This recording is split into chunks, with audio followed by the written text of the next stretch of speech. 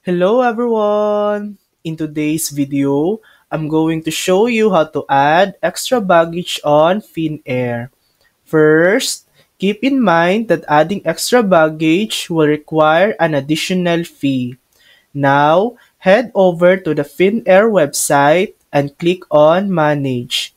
You'll be redirected to the Manage Booking page.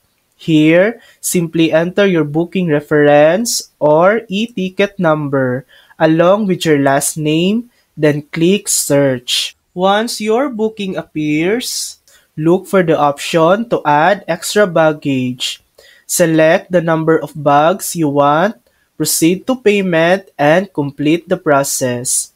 And that's it. That's how to add extra baggage on Finnair. Thanks for watching.